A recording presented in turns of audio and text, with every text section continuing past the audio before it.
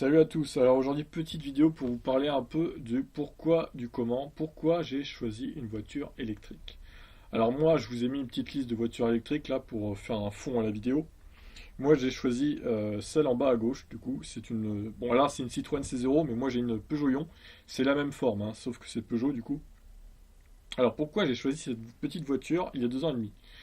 Je sortais d'une Clio 2 de 60 chevaux essence. Alors je vais tout vous dire, c'était un veau, hein. Ça n'avançait pas du tout. Je consommais environ 5 litres, 5 litres 5 au 100.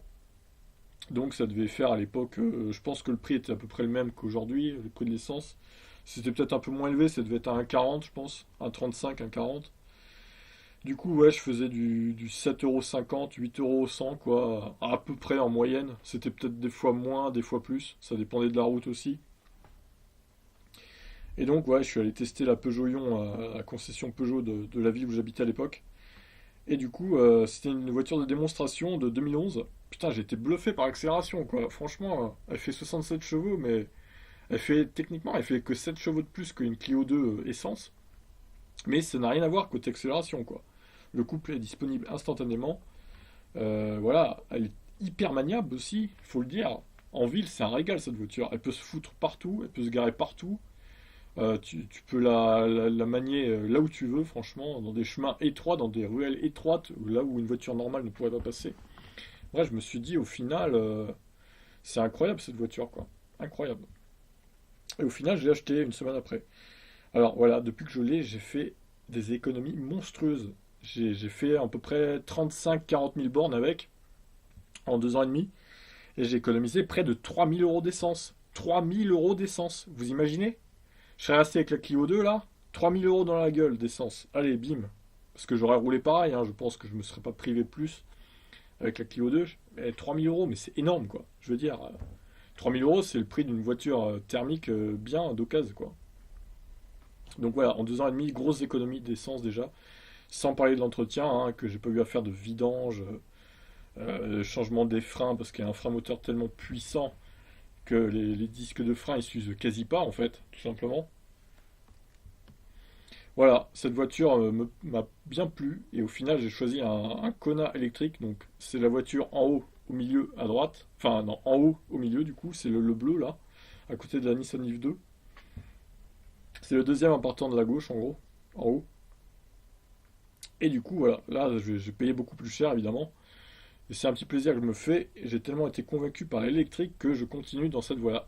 Pour moi, ce serait impossible de repasser à une voiture essence ou diesel, tout simplement parce que les coûts de carburant sont bien trop chers, tout simplement.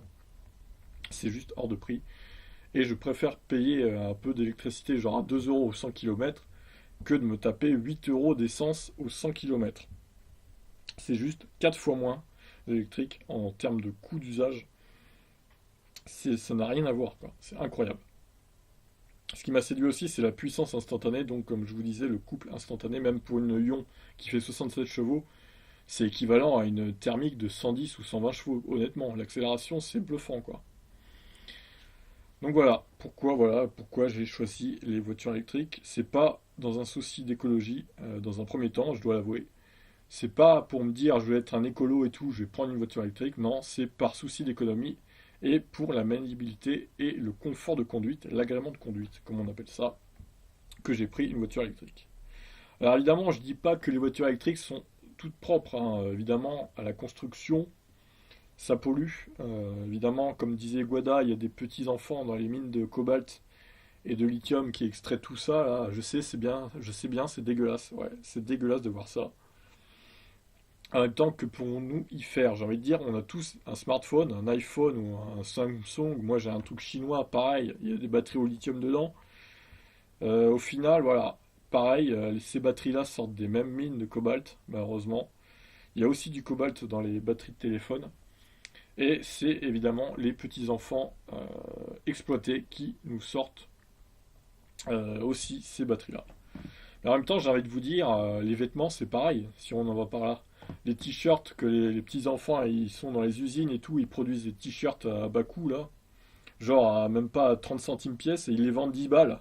Vous croyez que c'est mieux ça, honnêtement? Mais on va pas s'arrêter pour autant d'acheter des fringues, quoi. Je sais bien que leur vie est dégueulasse à tous ces enfants qui sont dans les mines de cobalt ou qui sont dans les usines pour produire du textile, qui se font juste exploiter. Mais en même temps, est-ce que nous, occidentaux, on va s'arrêter de vivre pour ça? Non, je suis désolé, c'est triste à dire, mais on a une vie aussi à faire et on va pas se bloquer pour ça, quoi. Il faudrait que ces pays juste réglementent tout ça et qu'ils arrêtent de faire travailler les gosses, mais c'est tellement une source de profit qu'ils s'arrêteront jamais, en fait. L'humanité est dégueulasse, honnêtement, je vous le dis, hein. Et en même temps, voilà, on va pas s'arrêter de vivre, on va pas s'arrêter d'acheter des fringues, de s'acheter des chaussures made in China, parce que on va pas se mentir, même les Nike, les Adidas et tout, c'est du made in China. Qu'est-ce que vous voulez faire? C'est les petits enfants qui les produisent aussi. Et franchement, c'est pareil pour les batteries de voitures électriques et de smartphones. Mais en même temps, c'est comme ça que le monde marche. C'est triste à dire, mais que peut-on y faire? Nous, on n'a pas les moyens de changer tout ça en tant que citoyen lambda, quoi. Donc voilà, j'entends bien ce que tu dis, Guada, là. Je suis bien d'accord que les voitures électriques polluent à leur construction. Mais évidemment, il n'y a aucun gaz à effet de serre ou de NOx ou de particules à la con. Hormis des pneus un peu quand on roule, comme toutes les voitures, j'ai envie de dire, parce que c'est quand même un poids. Il y a légèrement des particules d'abrasion des pneus, comme j'avais vu sur des forums spécialisés là. Bon, ça se compte vraiment sur les doigts de la main et c'est vraiment tout petit quoi. Contrairement au gaz d'échappement et tout, ça n'a rien à voir. Donc voilà, je suis d'accord pour dire qu'elle pollue à leur construction, tout véhicule pollue à sa construction, mais sur un bilan global, le véhicule électrique est bien plus propre, surtout sur un pays qui a une énergie nucléaire, entre guillemets, une énergie entre guillemets propre. Je sais qu'il y a des déchets nucléaires et tout, les trucs radioactifs, c'est pas propre, mais c'est toujours plus propre que les usines à charbon que tu vois en Allemagne, par exemple. Et là, tu pourrais dire, ouais, que en Allemagne, le véhicule électrique, honnêtement, il est pas certain qu'il pollue moins qu'un véhicule diesel ou essence. Là, pour le coup, t'as raison. Je suis d'accord. Parce que là-bas, les usines à charbon, pour produire l'électricité, ça y va, quoi, hein. Les mecs, ils feraient bien de se placer avec des panneaux solaires et des éoliennes, un peu, quoi. Ça leur changerait. Et en plus, là-bas, le prix du kilowattheure est tellement cher que ça vaut même pas le coup, au final, d'acheter une voiture électrique, là-bas, quoi. C'est aussi pour ça, d'ailleurs, que je suis passé à l'électrique. Le coût à l'usage était tellement faible qu'au final, 2 euros au 100 km, c'est juste imbattable pour l'instant, quoi. Personne ne fait mieux. Par contre, comme j'ai dit, ça aurait été à 30 kWh 30 euros centimes le kilowattheure. Ça nous aurait fait du 4 euros au 100 du coup. Est-ce que là je serais passé en voiture électrique? Honnêtement, je sais pas. Je pense pas honnêtement. Honnêtement, je serais peut-être resté en thermique. J'aurais peut-être acheté une hybride, peut-être à la limite. Mais je serais peut-être pas passé en électrique. Parce que la différence n'est pas assez grande. N'était pas assez grande avec le thermique et enfin le diesel et l'essence quoi. Je serais peut-être pas passé à l'électrique. Bon après voilà, on ne saura jamais parce que ce n'est pas le cas de toute façon. Donc voilà un peu mes arguments pour vous dire un peu pourquoi je suis passé à l'électrique. Donc je résume. Coût d'entretien quasi nul. Accélération instantanée, couple instantané. Même pour une petite voiture, une C0, une Lyon, c'est incroyable l'accélération quoi, pour ces petites voitures de 67 chevaux. Voilà, 2 euros 100 km imbattable du coup. Maniabilité extraordinaire. Confort aussi, ce sont des voitures confortables, il faut pas se mentir. Même une petite Lyon C0, c'est confortable, je trouve.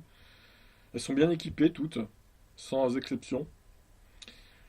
Et voilà, bon, ça reste un peu cher à l'achat, j'avoue. C'est sûr que c'est le principal défaut des voitures électriques jusqu'à présent. Ça reste cher à l'achat.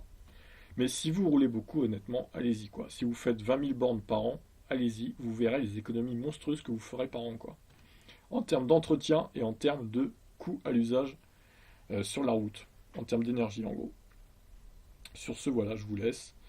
Si vous avez envie de me répondre, allez-y, pas de souci. Moi, je suis prêt à commenter vos commentaires, en gros. Et je vous mets une étude de Cardisiac, donc, pour vous montrer un peu que les voitures électriques ne polluent pas sur leur vie entière, enfin, polluent moins sur leur vie entière que une thermique, diesel ou essence, du coup. Voilà, je vous laisse et à vos commentaires. Ciao!